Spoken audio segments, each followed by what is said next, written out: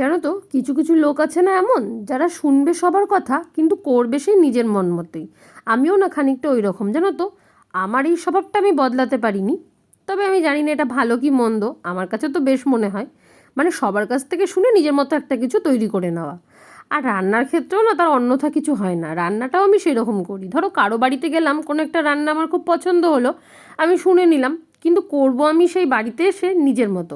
মানে ওই সব কিছু ঘেটে একটা অন্যরকম করার চেষ্টা করি। তো নাও, প্রথমে কি করছি বলে দিই। আজকে কিন্তু আমি ভেজ ডালের রেসিপিটা তোমাদের সাথে শেয়ার করব। প্রথমে শুকনো কড়াইয়ের মধ্যে ডালটাকে ভেজে নিয়েছি। ভেজে সেটাকে কিন্তু ধুয়ে নিতে হবে। আর ধুয়ে আমি সাথে সাথে দিয়ে দিয়েছিলাম প্রেশার কুকারে। একটু পরিমাণ মতো জল দিয়ে দিয়েছি আর একটু নুন দিয়ে ওটাকে সেদ্ধ করে নেব। আর তারপরে কড়াইয়ের মধ্যে একটু সর্ষের তেল দিয়ে আমি কিন্তু দিয়ে দিয়েছিলাম আলু আর দিয়েছি গাজর। হ্যাঁ, তোমরা হয়তো ভাবছো যে আলু আবার কে দেয় ডালে। তবে হ্যাঁ, আমি দিই। আমি আলুটা খুব পছন্দ করি, তো সেই জন্য আলুটা মোটামুটি সব কিছুতেই দিয়ে দিই। তো সবটাই টুকরো টুকরো করে কেটে নিয়েছিলাম। ভেজ ডাল যেহেতু, সবজি তো একটু বেশিই লাগবে। আর এরপরে যেই আলু আর গাজরটা একটু ভাজা হয়ে যাবে, তখনই ওর মধ্যে দিয়ে দেবো আমি ক্যাপসিকাম আর তার সাথে সাথে মটরশুঁটি। তবে হ্যাঁ, এই মটরশুঁটিটা কিন্তু এখনকার না, মানে এটা আমি শীতকালে রেখে দিয়েছিলাম ডিপ ফ্রিজে, মানে যেটাকে বলে না স্টোর করে রাখা, তো সেটাই সেই মটরশুঁটিটা, সেজন্য এটাকে একটু আগের থেকে ভেজে নেব। আর যদি এটা তাজা হতো তাহলে আর এই দরকারটা পড়তো না। ব্যাস, ওদিকে কিন্তু আমার দুটো হুইসেল পরে ডালটা সিদ্ধ হয়ে গেছে, আর এদিকে কিন্তু আমার সবজিটাও মোটামুটি ভাজা হয়ে আসছে। আর এই ভাজার সময় অবশ্যই কিন্তু বুঝে তোমাদেরকে নুনটা দিতে হবে।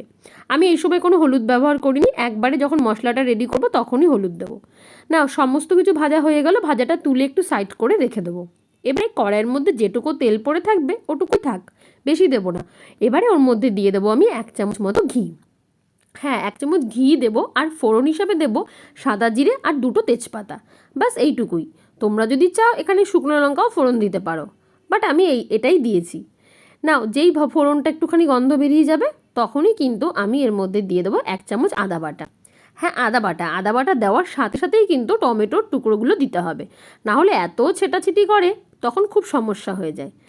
আর যেই টমেটোটা দেবো একটুখানি সময়ের মধ্যেই দেখবে জল বেরিয়ে গেছে।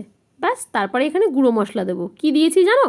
শুধুমাত্র দিয়েছি 1 চামচ মতো জিরের গুঁড়ো, আর দিয়েছি হলুদ গুঁড়ো, আর ওই 3 থেকে 4টে কাঁচা লঙ্কা একটু মাঝখান থেকে চিড়ে একদম তেলের উপরে দিয়ে দিয়েছি। দেখো মশলাটা কি সুন্দর একদম তেল ছেড়ে দিয়েছে। খানিকক্ষণ নাড়াচাড়া করার পরে যেই তেল ছেড়ে দেবে, তখনই এখানে সেদ্ধ করা ডালটা দিয়ে দেবো। দেখো, যেহেতু মুগ ডাল আর ভেজ ডাল, তো সেক্ষেত্রে একটু ঘন ঘনই ভালো লাগে। মানে আমার তো সেটাই মনে হয়। তোমাদের যদি মনে হয় যে একটু বেশি ঘন লাগছে, তাহলে আরেকটু তোমরা জল অ্যাড করতে পারো। তাহলে অবশ্যই কিন্তু গরম জল করবে। নাও, এটাকে একটু সময় ধরে ফুটতে দেবে। ফুটলে একটু নুনটা দেখে নেবে। যদি তোমরা চাও একটু মিষ্টি দিতে পারো। ব্যাস, উপর থেকে একটু ধনেপাতা কুচি ছড়িয়ে দিয়ে নামিয়ে দেবো। আমি কিন্তু এভাবে করলাম। তোমাদের কেমন লাগলো আমাকে কিন্তু অবশ্যই জানিও। আর এই দিন কিন্তু খেতে এটা দারুণ হয়েছিল। তোমরা চাইলে উপর থেকে একটু ঘিও ছড়িয়ে যেতে পারো। চলো, টাটা, বাই বাই।